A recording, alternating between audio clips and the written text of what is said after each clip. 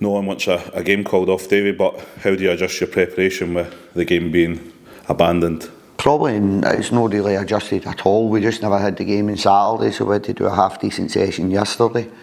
But not knowing it wasn't out with the schedule, so to speak. The players had their Christmas night out on Saturday, so they went to that a few hours earlier than they probably, well, some liked it and I would imagine some never. So they were at their Christmas night out. It was always a scheduled Monday off due to that. So back in yesterday, working hard.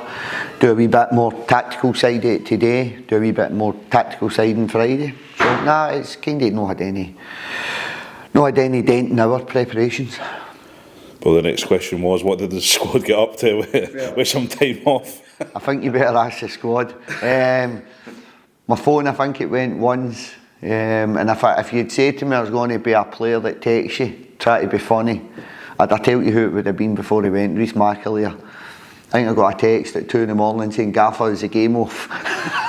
I was going to go back to him, but I left it. So nothing really untoward. There was no casualties. Everybody reported back yesterday ready to go. So I think they had a good time away. Some of the older ones I think went down for one day and came back. Some of the younger ones stayed down. So I think they had a good time. And listen, they deserve it. So I know the guys they maybe let their hair down. What did you get up to? I never let my hair down, did I? It was actually, so my daughter had a dance competition at the EICC and I never get to go to them. So it's obviously with the games on a Saturday, it's really, really difficult. So she had the big Christmas show. So it was probably, I said that to Martha, I said it's probably the first Saturday and since I've been involved in football, I was actually half delighted the game was cancelled because it let me go and spend a wee bit of time with Martha and Georgia and it let me see my daughter. So I stayed 10 minutes away from the ICC, so we walked up there and I was in there for about 3 hours and then Martha had her Christmas night out, Georgia was staying with her pal and it was just football. So I think it was, what did we have? We had Tottenham, Man City, Celtic Hearts, and then back into the Sunday. So it was a lot of football and it was decent sports scene and stuff like that. So it was a very productive Saturday, Sunday. We step away from league duty. Is the cup a welcome distraction away from the league? I don't really see it's distractions welcome. I just think it's the Scottish Cup and you want to go and play every game. You want to go and try and win every game. It's probably a banana skin in it. It's one of the ones. They're always difficult ties. Brora are going to come here and Brora have got a chance at a half decent outfit. Should we be winning the game? I think we should, but it doesn't give you a divine right to go and win that game. You win the game 1-0, it's no good enough. You win the game 3-0, it's no good enough. So it's a banana skin, but do you know what? It's the Scottish Cup.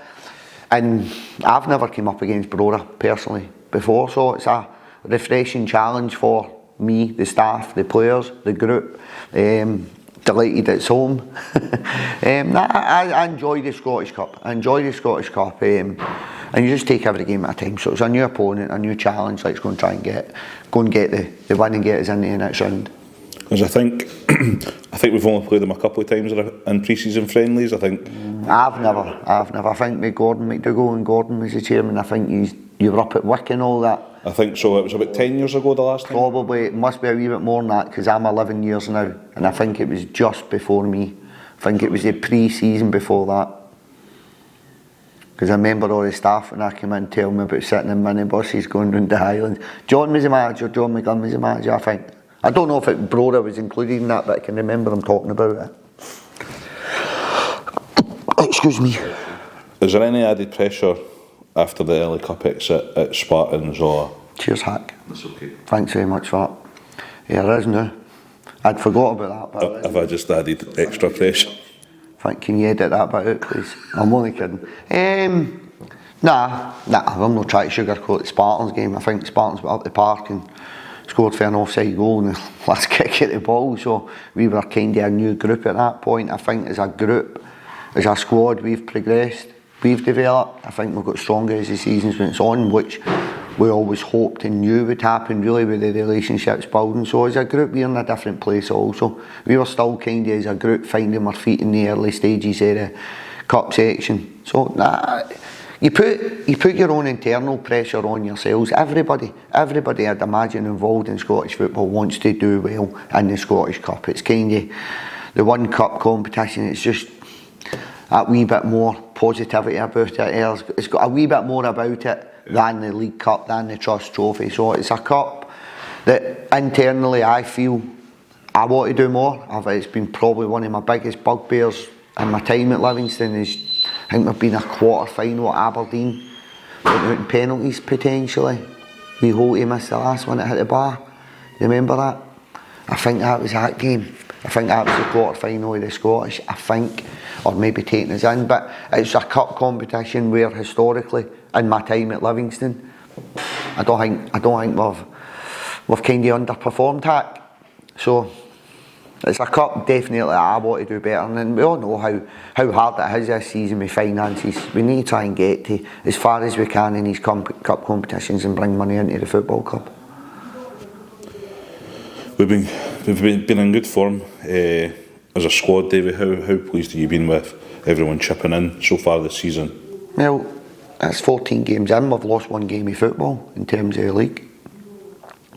So I've been really happy with that. I think you always, as a fan, as a coach, as a player, you always go back and look at it and go, could have, we should have, would have.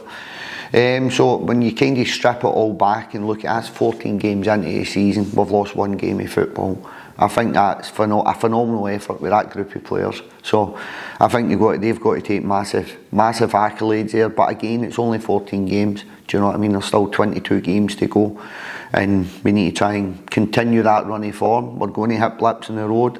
It's going to be difficult periods. There's going to be challenging moments. But as a group, I think we've got enough in our locker between the staff and the players to get us to where we need to be. And where we need to be is back in the Premier League, obviously.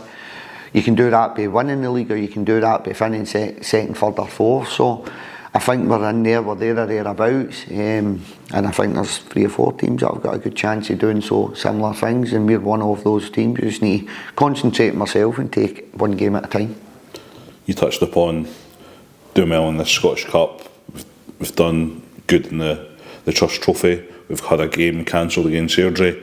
How do you fit in a rearranged game with Airdrie when it's a busy schedule? It's difficult, but it's not as busy as the Premier League. Trying to, like these games when they were getting done when you were in the Premier League, and you historically hit a congested fixture list December, January in the Premier League, and that's probably the worst period for the weather in Scotland. One, I was just delighted we were away from home, because normally what happens is you wake up and there's 4 inches of snow and you're going, where'd that come from? But it's at home again, so we're the club getting battered for it. All weather park. The park's alright, but it's the surrounding areas.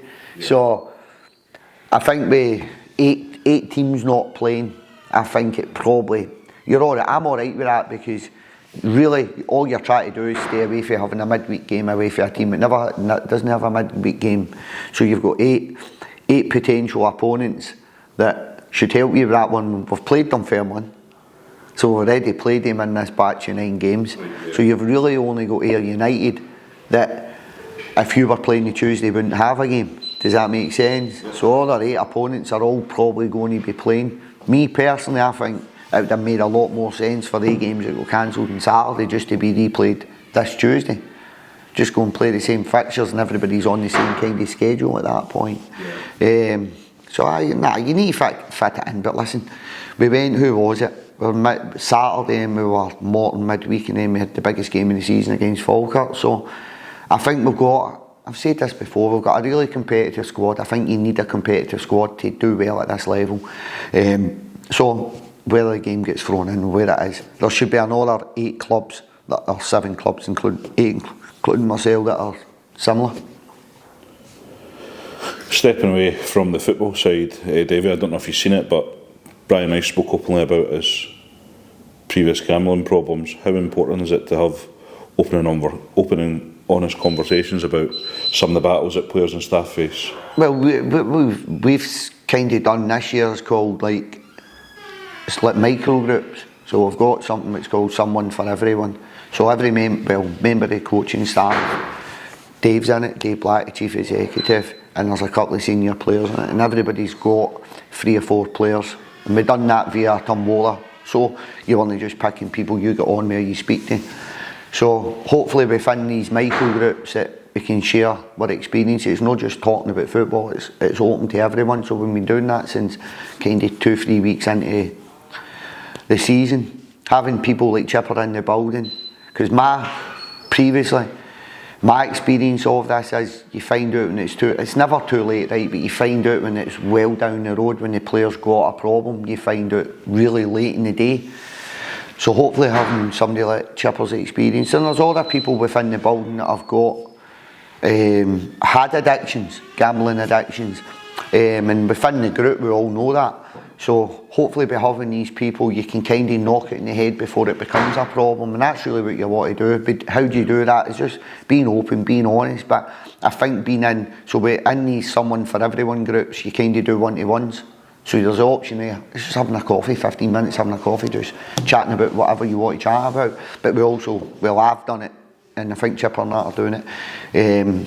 You also have the group together, just sitting talking about stuff. So you're hoping that you're giving everyone an opportunity within the club that can maybe share their problems. Because every one of us are going to have problems throughout the season. Yeah. And again, I'm a great believer, a problem shared is a problem halved in here. So hopefully by having somebody like Chipper's experience in the building, boys feel that they've got someone in the building that they can go and speak to. We spoke about a few key contributions last week. We spoke about Tetty, we spoke about Pitts, but how important it is to have a good backroom staff behind you like Chipper, Potsy, Andy McKenzie and Cheb. Huge. Like, I came to the club and Andy and Cheb were here, so that I inherited Andy and Cheb, but I don't think you could have asked for a better kit man, I genuinely don't. I'm really, really lucky in that respect.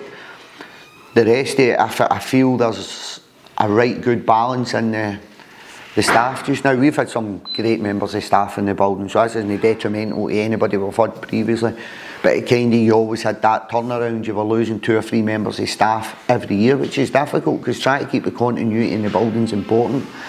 I just feel this year's a really nice balance within the coaching staff. We've had that in previous seasons, don't get me wrong, I'm not knocking what we've previously had, but in there now, I think there's a real good balance between personalities, characteristics, experience, knowledge, age. So I think we've kind of, that's been hitting the head this year. Andy and Cheb are just, they are Mr. Livingston. The two of them have been phenomenal for the football club. Phenomenal for me personally, but phenomenal for the football club. And again, see what makes it a lot easier, Hack, winning games of football. Coming in, you must feel it yourself.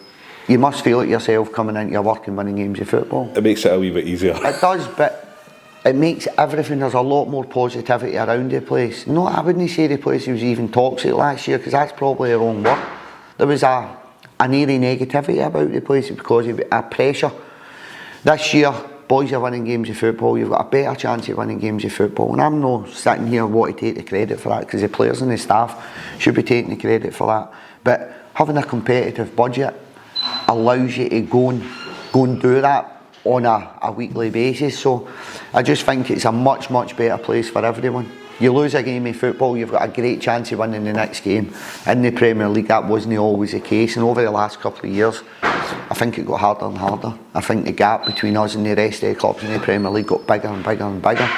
I just think all down, winning games of football, you can talk about your staff, you can talk about the players, you can talk about me, talk about you guys. See when you're winning games of football, it's a much easier environment to work in.